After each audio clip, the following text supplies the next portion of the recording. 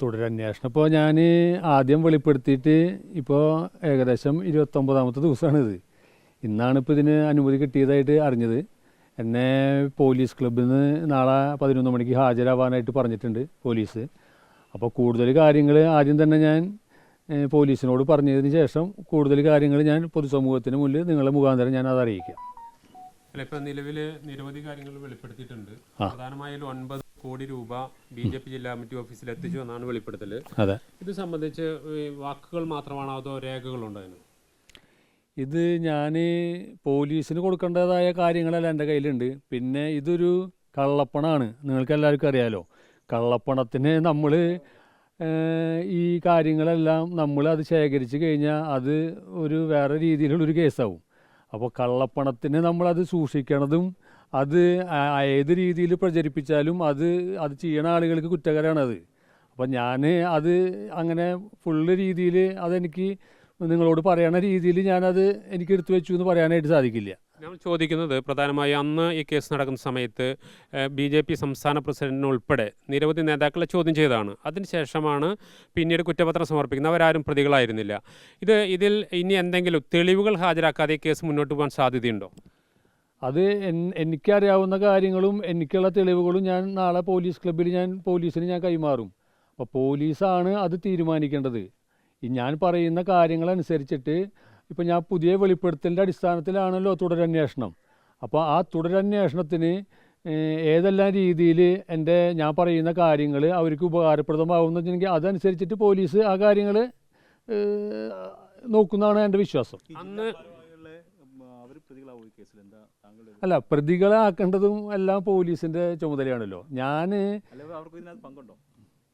തീർച്ചയായിട്ടും ഒരു ജില്ലാ ഓഫീസിൽ കള്ളപ്പണം വന്നാൽ പിന്നെ ജില്ലയുടെ ആളുകൾക്ക് പങ്കുണ്ടാവില്ലേ? ഞാൻ സാക്ഷിയാണ്. ഇനിയിപ്പോൾ പോലീസ് ഞാൻ പറഞ്ഞ വെളിപ്പെടുത്താനുള്ള കാര്യങ്ങൾ എങ്ങനെയാണ് പോലീസിന് നിശ്ചയം എന്നുണ്ടെങ്കിൽ ആ പോലീസ് അത് ചെയ്യട്ടെ. അന്ന് ഈ കൊണ്ടുവന്ന സമയത്ത് എന്തെങ്കിലും ഇത് സംബന്ധിച്ച് എന്തെങ്കിലും ഡോക്യുമെൻ്റ്, ഇപ്പോൾ 9 കോടി കൊണ്ടുവന്നതിൽ പല ഘട്ടങ്ങളായിട്ട് കൊണ്ടുവന്നതായിട്ട് കണക്കുകളുണ്ട് എന്ന് പറയുന്നു. അതിലെന്തെങ്കിലും ഡോക്യുമെൻ്റ് അന്ന് പൈസ കൊണ്ടുവന്നതിൻ്റെ പേപ്പറോ ഫോട്ടോയോ അങ്ങനെ എന്തെങ്കിലും നിങ്ങളുടെ കൈവശമുണ്ടോ?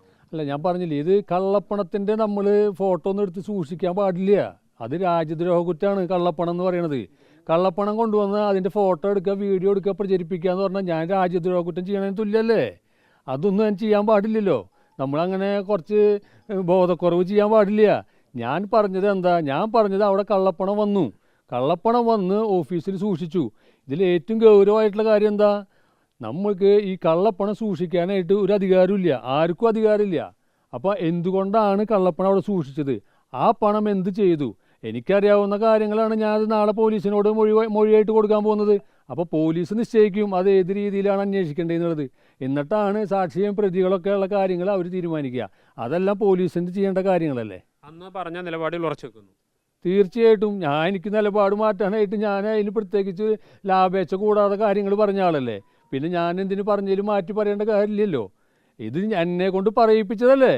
ഞാൻ സ്വസ്ഥമായിട്ട് ഓഫീസിൽ നിന്ന് 1.5 കൊല്ലം മുന്നേ അവിടുന്ന് ജോലി നിർത്തി പോകുന്ന സമയത്ത് ഇവർ എന്നെ വീണ്ടും എന്നെ പ്രകോപിപ്പിക്കാൻ വേണ്ടിയിട്ട് ആവശ്യമില്ലാത്ത കാര്യങ്ങൾ എൻ്റെ സുഹൃത്തുക്കളോട് പറഞ്ഞുകൊണ്ടിരിക്കുക.